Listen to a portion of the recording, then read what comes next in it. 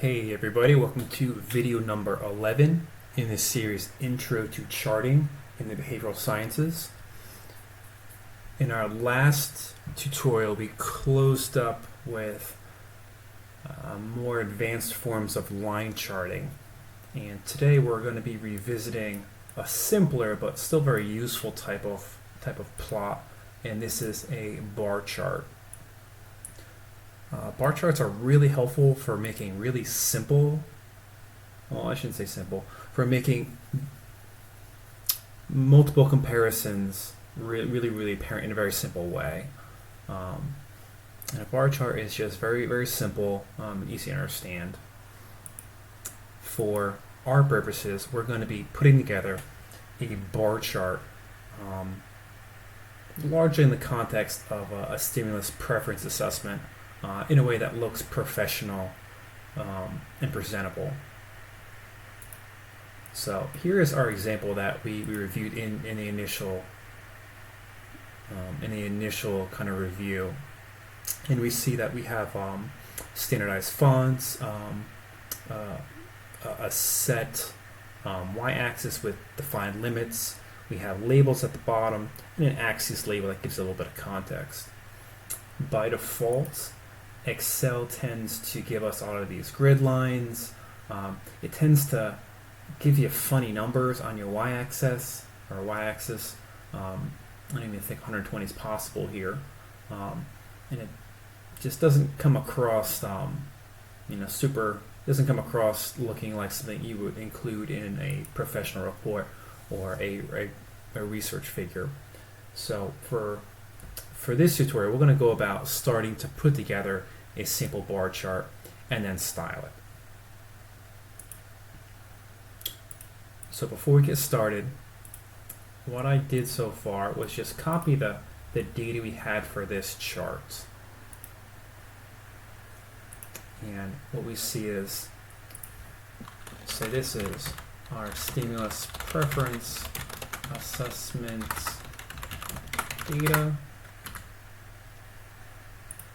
We have individual items that relate to say stimulus 1, 2, 3, how many times they were selected and how many times it was actually presented to someone. And then in this column we just divide this number by this number, and then we just multiply that by 100. So it's between 0 and 100 and not 0 and 1. It's just a little bit easier to read. So that's what these numbers are. What we're going to do is we're going to insert, and then we're going to go over to this this bar chart entry, and we're going to insert the simplest one. So I think it's the clustered column, and it's not really going to matter that it's clustered for us because we're only going to put one type of data in, but there are other options. If you have more than one, you could stack them on top of each other, and then you can do them in 3D or like a vertical or a horizontal format of that. Just in my taste, I don't really think a 3D bar chart ever really gave me any information I didn't get from a 2D bar chart. So let's stick with simple and clear. So we're going to pick a 2D column, clustered column chart. And just like before when we were working with a line chart, it should give you just a white canvas to work on. And the same as the line chart, we're going to right click and do select data. Now you're going to notice this interface is very familiar, because we're going to treat the data and enter it the same way we did in the line chart.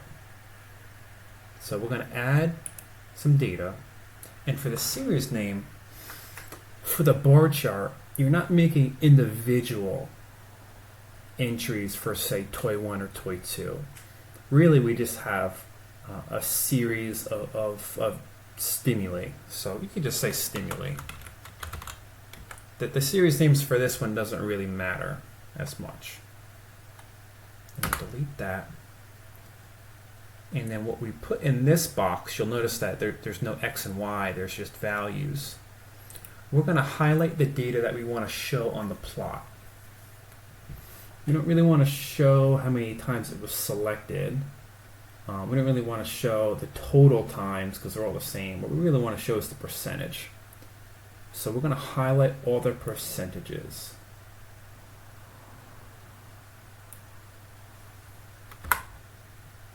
And right off the bat, we see that Excel is showing the data we want, but it doesn't really look exactly how we want it because Excel it gave us a quirky title, and the x-axis looks kind of off. So the first thing we'd have to do is to get Excel to let us define what this first, second, and third one were. And the bar chart lets us do it by changing the horizontal or category axis labels. So what we really want to do is, instead of saying 1, 2, 3, yada yada yada, we want to say 1, 2, 3, yada yada yada. So we're going to go to edit. We could just select stimuli, and we're going to edit the horizontal axes, and those are these things down here.